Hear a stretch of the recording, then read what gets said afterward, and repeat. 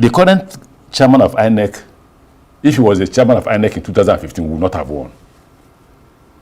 That's an important point. May God bless Jega. It's a very interesting point. Because the ground rules were clear. The current chairman of INEC can only be compared to you. Honestly. But obviously, have you seen a man who, when we were to register APC, Jega opened the door, and once we comply with the registration requirement, he got APC registered. The current man, if like comply with all this, he will not register you. Already INEC is biased, working. Is this the argument for state capture? Because some of the criticism that is coming is that there's state capture specifically where INEC is concerned.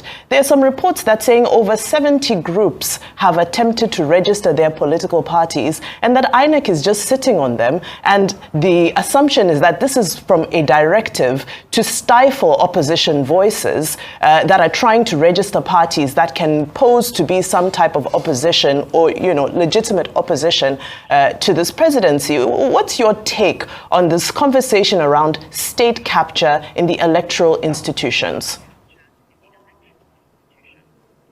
Idle speculation. Vimbai, look, we can do better than this. INEC is, a statutory institution created by law, handed a clear mandate to regulate whether it's political parties or to manage our electoral process.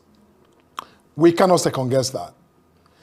INEC will deal with applications for registration of political parties based on legal criteria. It's not a political process. And INEC is a statutory authority, meaning that INEC is a compellable agency. If there's anyone who has attempted to register a political party who has been unfairly denied that facility to register, and they believe that INEC has ignored clear legal standards which they have met to register their party. Look, I'm a lawyer, and a senior lawyer for that matter. If I were in that position, I would take out a writ of mandamus to compel INEC to do its job. It's not enough for people to just bandy allegations around. Somebody wants to register a political party, has not met the standards, has not met the requirements, and comes, to, a national television or to, put out a statement to say that, look, we're being denied. Nobody's been denied. If you are sat, you must prove. If you think INEC is denying you unfairly, or that INEC is pandering to some, executive or whatever, instruction or manipulation, you must show evidence of that. And it's not that hard to show evidence of such a thing. So it's not enough to just come to Nigeria and say, look, we're being denied, when in fact you may not have met even the simple threshold requirement that qualifies you to be registered. And you think INEC will register you because, INEC wants to be, to pander to some, sentiments or emotions. That is not how it works. It doesn't work like that in Nigeria, and it doesn't work like that anywhere else. So I think that those who make that suggestion should really go back and figure out what they're doing wrong. If they think they've met the standards, like I said, they need to, take on INEC. They should go to court and compel INEC to do its job. That's INEC has statutory enforceable, duties that they should perform. So I don't buy that. Looking at the way Nigerians had run election, even though as crude as option A4 was under Babangida, it led us forward. At least a lot of transparency. You were sure of what was going on. Then we came back to meet people like Iwu and others and the current one, and things got worse. So you don't know whether to say we are progressing or we are regressing. Right. You just don't know. What you say to yourself is, what do we do that Nigeria as a country today, we can't have electoral reform in a country like Nigeria. So you begin to bother, are we moving forward? The answer I get in my head is, in some areas, yes, in other areas, no. It's complete. There's a state capture using the electoral institution as a machine. And should that be?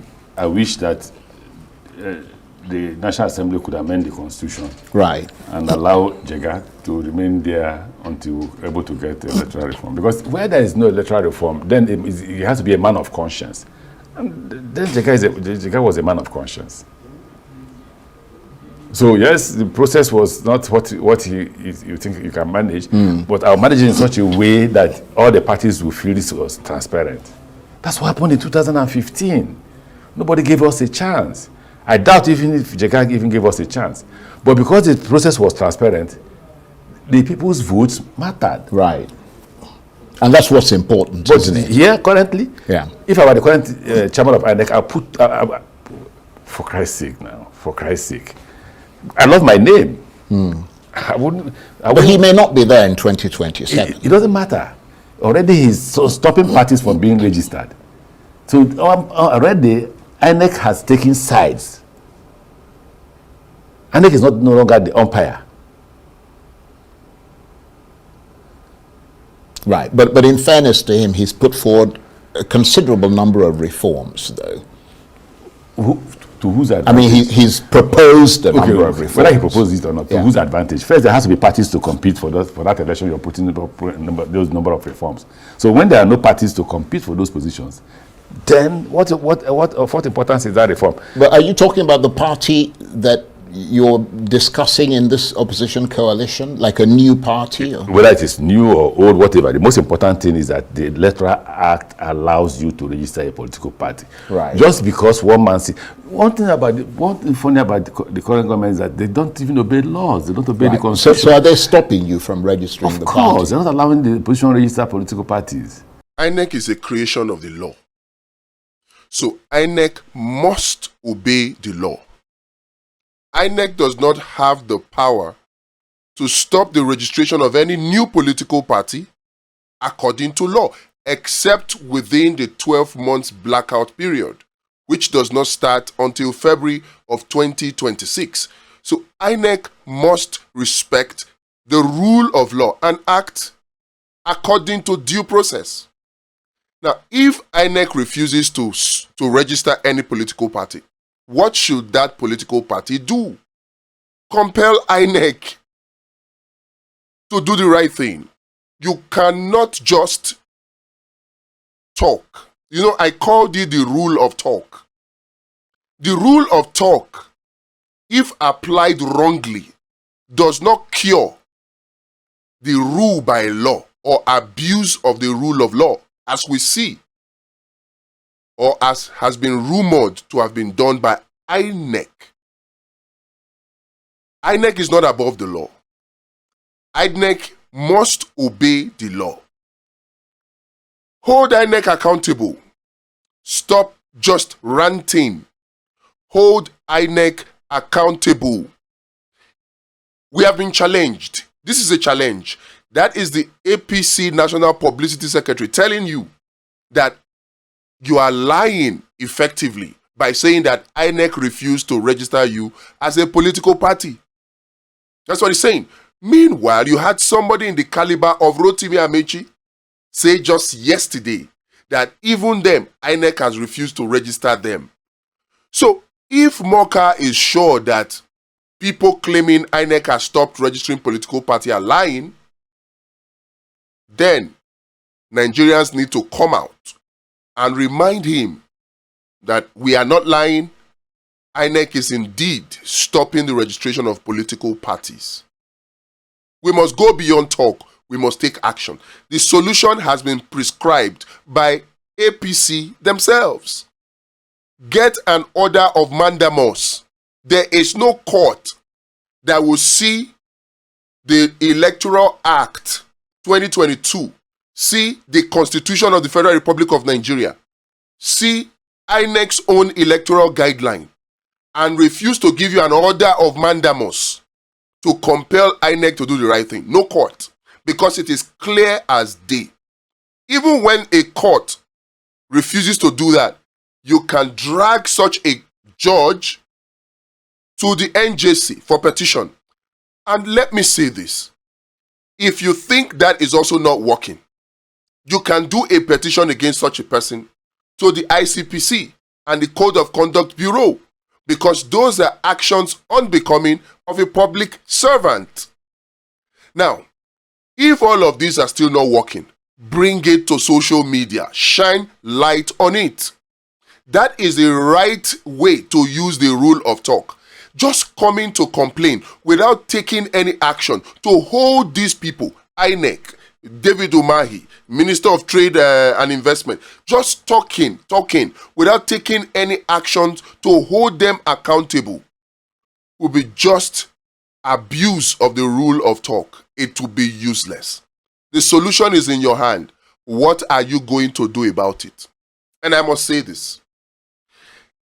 Electoral reform is one of 7 steps that we must take as a country if indeed we want the 2027 elections to be free and fair.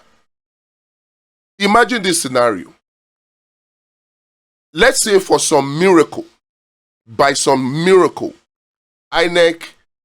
the National Assembly, we all get this electoral amendment passed, and there's now mandatory electronic transmission of results and all of that.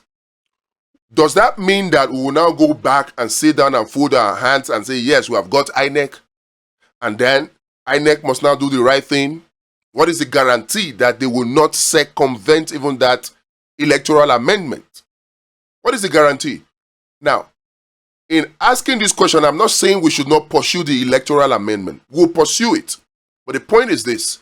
Even after the electoral amendment has been passed, we must now move on and behave as though even the electoral amendment is not there, and go to stage 2 or step 2, which is political party reform. And then from there, we go to real-time election monitoring, which will set up ourselves. From there, we go to the 4th step, which will be election camp guard, where you gather evidence as you go along so that immediately the election closes like this, bam. You have all the evidence you need. You don't need to wait for INEC. You have all the evidence you need to go to court the next day. And the evidence will be so valid that even the court cannot invalidate it.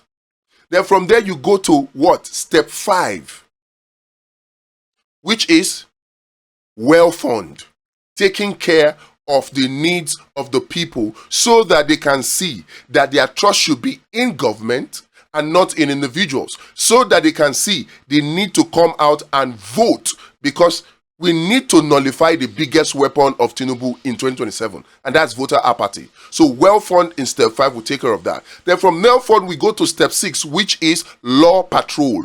We need to be able to enforce the rule of law. Instead of just taking a blanket brush to paint the whole of INEC black, to paint the whole judiciary black, to paint the whole police black, what we need to do is identify the individuals within these institutions and hold them accountable by bringing them to justice. And that is one of the wonderful things that the Law Patrol in step 6 will do for us. In addition to that, we have something that is also very, very fantastic. Law Patrol gives you and average Nigerians the opportunity to be able to pursue justice even when you don't have the money, the time, or the energy to do that. Law Patrol gives that platform. Then from there we go to step 7. In step 7, that is the abundance party. We need all of these 7 stages to guarantee that the election in 2027 will be free and fair. Don't just sit by the side. Don't just talk. Don't just complain. You need to take action. Little actions like writing petitions, like taking them to court, like getting an order of mandamus. These little things, they help to ensure the rule of law. What are you going to do